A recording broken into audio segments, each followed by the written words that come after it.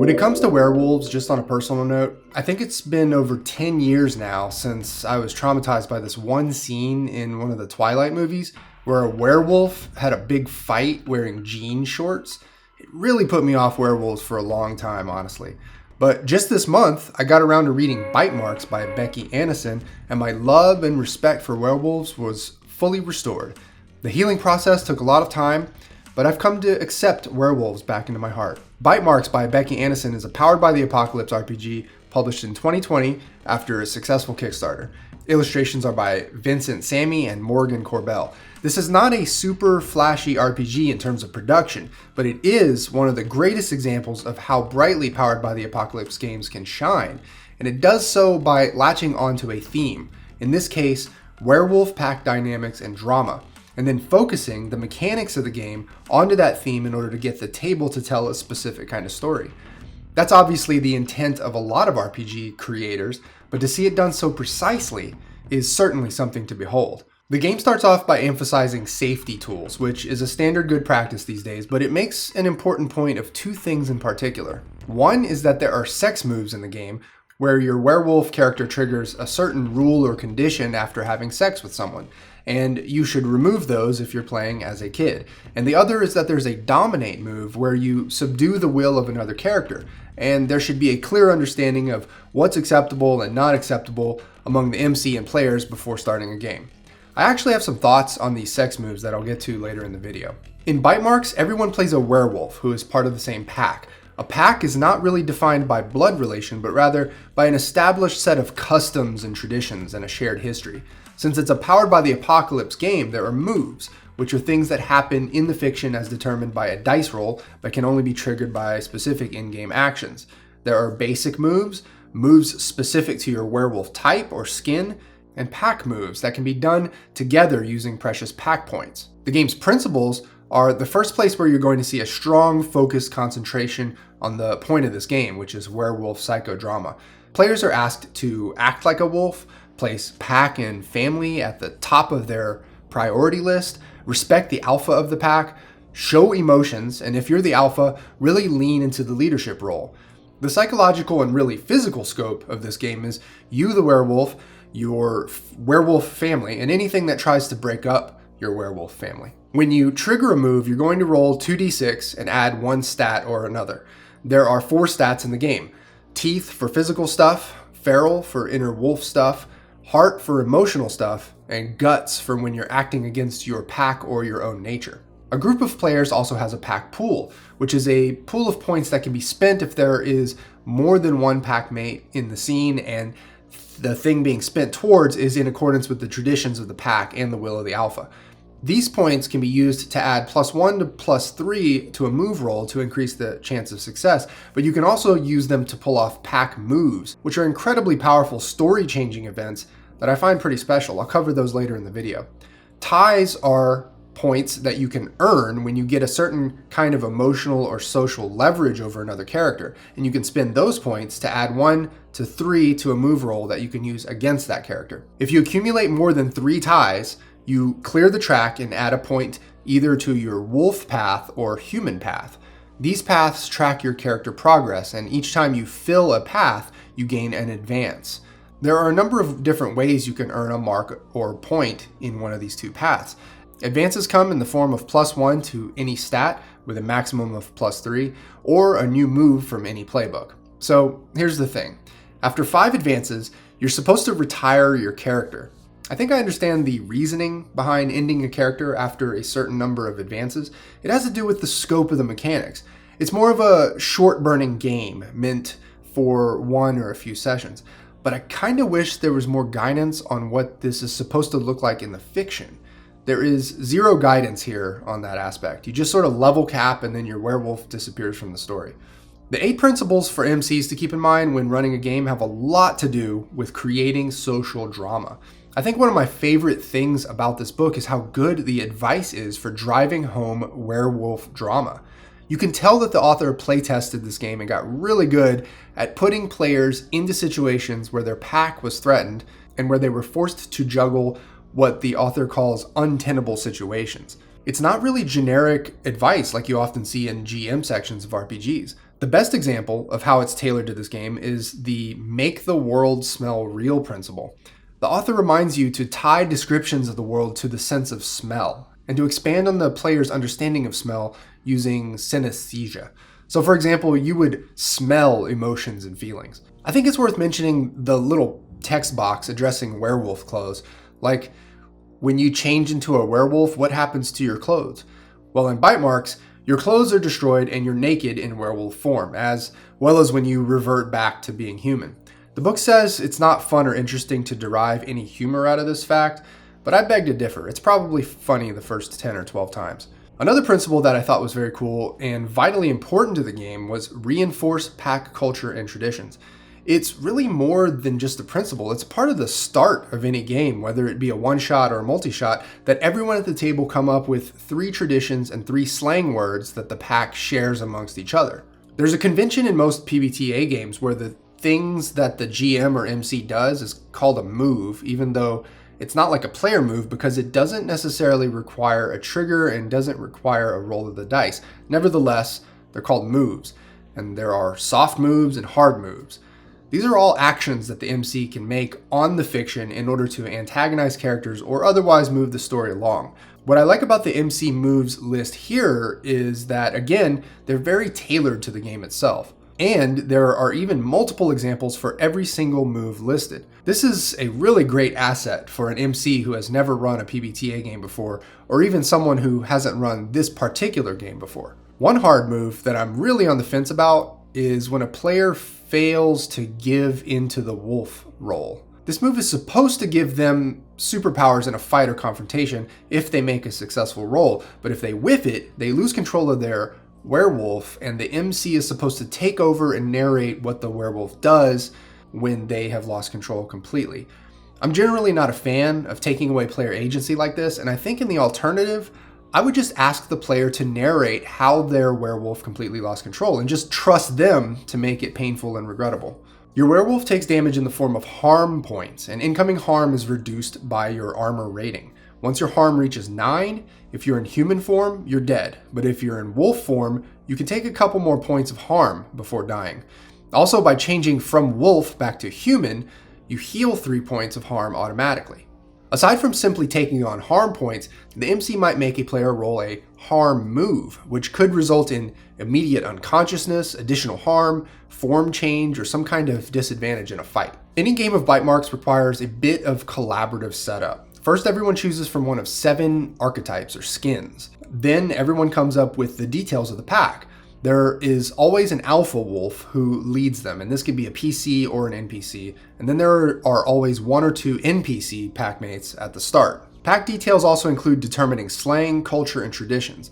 As I mentioned before, this is an integral part of the game, and really a huge part of the fun, just establishing what kind of pack you're in. Culture refers to specific customs that the pack follows, and they're supposed to be relatively simple things that can be demonstrated by PCs during a game. Traditions are hard and fast rules that must never be broken, and these are usually at the center of any plot line, or at least at the start of any drama that takes place.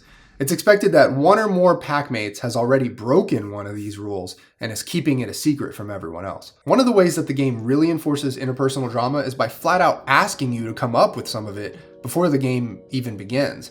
You're given a relational map, and each player describes a connection with another player, and they're encouraged to develop secrets between each other and basically any kind of tension they can think of. I won't cover all the points of advice, but right on the first page of the Running the Game chapter, you're given 2 really great points. 1, ask a bunch of follow-up questions when everyone is mapping out their relationships to each other in the prep phase. Just keep building on what the players establish until you've got them formulating some kind of drama or discord within the relationship. And 2, start a session with the pack facing off with some kind of external crisis in which they work as a team to overcome. This establishes a baseline that the pack is, for at least the time being, a cohesive unit. By establishing this right out of the gate, it makes the dissolution of the pack have much more emotional impact. Going way deeper into the chapter, here's another nugget of gold. Force estranged PCs apart so they can't easily resolve the issue at hand until it has become more intense and out of control. That's just one of 5 listed ways to, quote, stage manage the explosion of a tense relationship. This stuff is brilliant. You'd almost think that this game could be reskinned into a high school drama with just regular humans, but the The whole werewolf element really makes this pretty unique. It's not just people with their interpersonal drama, it's people trying to juggle a monster inside of them, as well as the pressures of pack traditions, rules, and politics, and their interpersonal drama. There's also some good advice on how to run a one-shot, which basically requires that there be a tight focus on a central question, whether that be a power dynamic or political issue confronting the pack. So the Werewolf Lore chapter of this book is exactly 2 pages, and it briefly describes a number of the major tropes you find in werewolf fiction. The game doesn't commit to any of these tropes and just hands you the reins on this. I actually think this aspect of the game at the MC and player level, when actually playing this game, is hugely important to establish clearly at the prep stage, whether that be in a session 0 or just at the beginning of a session. There doesn't seem to be any formal phase in the game where everyone pauses for a moment and makes sure that they agree on all the rules of how werewolves work in their shared world. But it's a big deal to get that straight. How does lycanthropy spread from one person to another? Does it even spread at all, or is it hereditary, or both?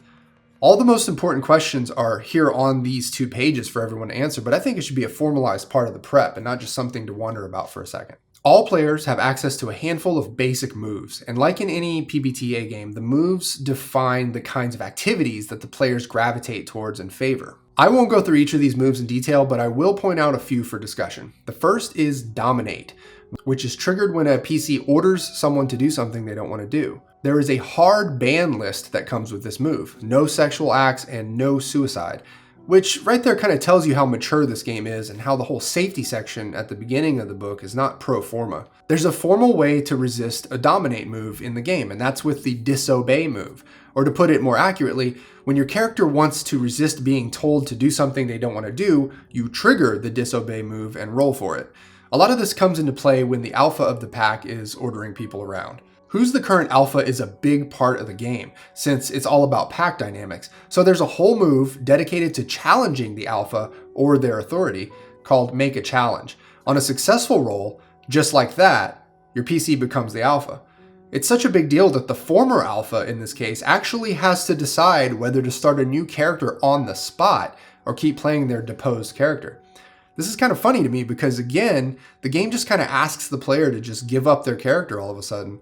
The first instance being when you've attained 5 advances and have to retire. In this case, you actually have a choice, but it's still kind of awkward to me that a character would just be abandoned so readily, especially in a game where interpersonal relationships are the basis of any main conflict. Spill and provoke spill have to do with opening up emotionally about your pain, fear, anger, or whatever emotional drama you have brewing inside of you. And that tells you a lot right there about what this game wants you as a player to do. In a nutshell, there are 7 werewolf archetypes called skins to choose from, each with their own special moves. Each of these skins has 4 special moves, which you have 2 of at the start and can unlock with advances. There's also a sex move for each skin, which is triggered when you have sex with another PC. So here's the thing about the sex moves in this game. They aren't all built the same. Let me give you the best and the worst sex move to show you what I mean. The best, most straightforward sex move, and this is just my opinion, but the best one is the Cubs, which states, if you and another player character have sex, then the next time that they are threatened, if you put yourself in harm's way for them, add +1 to all rolls until you are both safe again. That makes total sense in the fiction, and it has a solid mechanical incentive in-game. Good stuff. But then there's the one for Grey Pelts, which reads, when you have sex with another player character, they remind you of an old mistake you do not want to make again, state some new information about the current situation threat facing the pack from the insights you have gained. This is a lot more amorphous in practice and really makes the balance of storytelling power kind of wobbly for a moment. So there's a reason why I'm being so nitpicky about these particular moves, and it's that they're adding a whole new dimension to a game that doesn't necessarily need to be there. Sex between PCs is one thing in a game, but to make rewards for that activity means you really want players to engage in it. But in this particular case, where there is so much room for weirdness and awkwardness and possibly mildly traumatizing game sessions, there needs to be a very compelling reason to encourage such scenes in a game. So with that in mind, I looked really hard at the structure and reward for each of these sex moves and found that, frankly, it didn't seem worth adding to the game. Interestingly, if you cut all the sex moves out of this game completely, there is no other connective tissue to them, and the game would emerge completely unscathed. And you wouldn't need to have that super uncomfortable warning at the beginning of the game about playing a cub who's also a kid. The game has 3 pack moves that can be initiated by any player, but which cost hard to earn pack points. I found this whole system to be really cool, especially the overwhelm them move, because it empowers the players so much, but as a pack. So even in the midst of getting torn apart by interpersonal drama, the pack can occasionally come together and fight as one and win. You just pay the points and the pack wins, whatever fight they're involved in. Towards the end of the book, there are 3 scenarios that function as one-shots. They each include pre-generated skins and a small cast of NPCs. And the book ends with an essay by Kate Bullock that discusses how alphas depicted in fiction are always shown as winning the day through bursts of violence and other displays of toxic masculinity. But in actuality, a successful alpha wins by being emotionally intelligent and openly empathetic with pack members. The essay is included here as a way of reminding readers that probably the best way to play an alpha werewolf in Bitemarks is to not be a ferocious brute, but rather a well-rounded leader who can connect with packmates. It's certainly good advice for this particular game. I usually give my pros and cons at the end here, but I feel like I've shared my thoughts throughout the video. In the end, I think this game is a triumph in game design, specifically in tying mechanics and principles to theme. I didn't really cover the moves all that closely, but that's ironically where you're going to find where the game shines brightest. And it does one thing that some PBTA games do that I love, and that's keep the number of moves low and manageable. I just think this game is very well executed, and you could tell from the quality of the MC advice that the author playtested it thoroughly. In the end, I really have this game to credit for getting me over the werewolf trauma caused by those jean shorts in that Twilight movie, and words can't express my gratitude. Thanks for watching. Links are below. See ya.